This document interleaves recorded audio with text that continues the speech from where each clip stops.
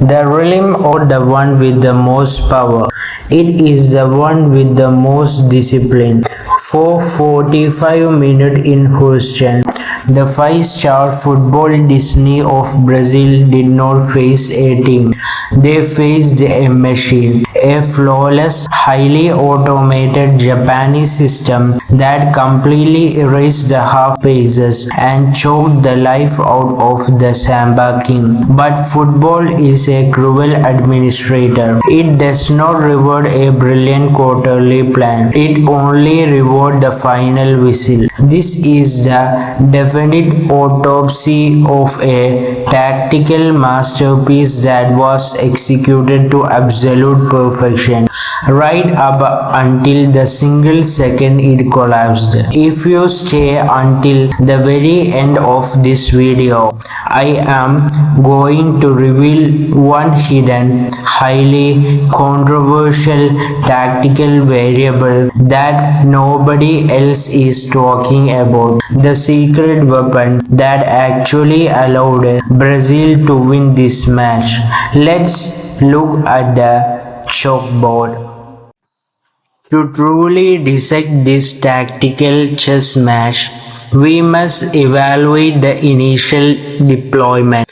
Formations are not static position. They are fluid operational system. Carlo Ancelotti's Brazil deployed a classic 4-3-3. However, in possession, this transformed into an incredibly aggressive 2-3-5 system. Their fullback pushed so high they were practically paying rent in Japan's penalty box. Meanwhile, Bruno Guimarães operated as a lone manager. Hajime Moriyasu anticipated the threat. He countered with a highly disciplined 3-4-2-1 layout. The true genius was its defensive adaptability.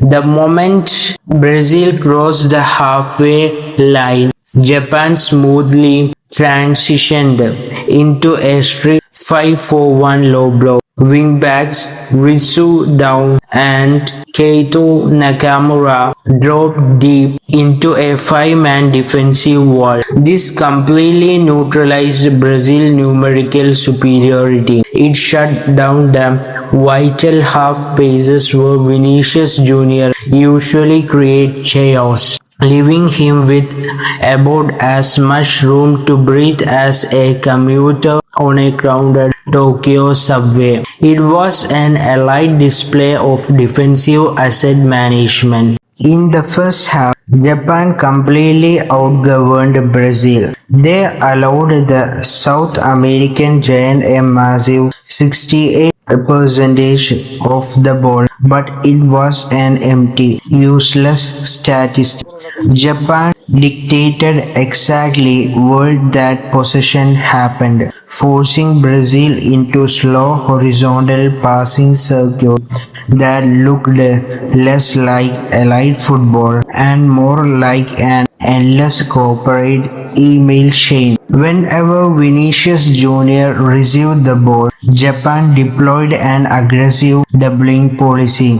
He was instantly locked in a 1 versus 3 cage, completely isolating central striker Matheus Cunha. Even more impressive, Japan exposed a fundamental flaw in Brazil's defensive press. Brazil midfielders relied heavily on their cover shadows, meaning they tried to block passing line using their body positioning instead of actually running to track their player. It was the football equivalent of putting an out-of-office auto-replay on and hoping the work does itself.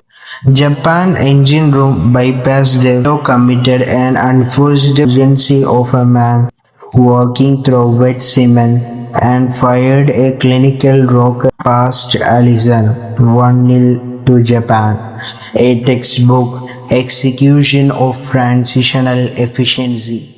Every great leader knows that when an existing strategy hits a stone wall, you must pivot your resources. At halftime, trailing 1-0, Carlo Ancelotti performed a masterstroke of structural adjustment. He realized that trying to pass through Japan's crowded central block was a statistical end.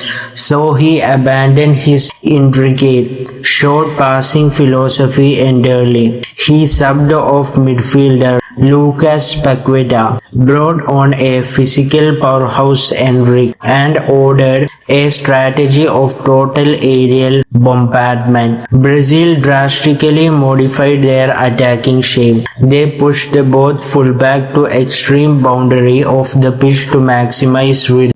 They stopped trying to find feet and started stamping high, curving crosses into the box. It was no longer tactical chess. It was a heavy metal. The siege had begun.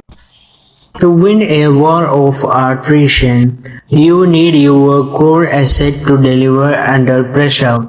And this is what the match's most impressive figures stood tall.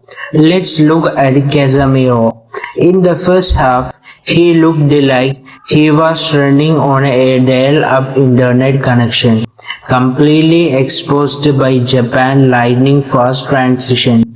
But in the second half, his veteran presence and physical dominance changed the entire narrative. In the 56th minute, as Brazil unleashed a relentless wave of crosses, Gabriel Martinelli floated a deep ball to the back post. Casemiro read the flight perfectly, utilized his sheer physical mismatch against a smaller Japanese backline, and powered a thunderous header into the back of the net. 1-all injection against the entire Brazilian frontline for 90 minutes. Structure will protect you from a crisis, but it cannot protect you from human exhaustion.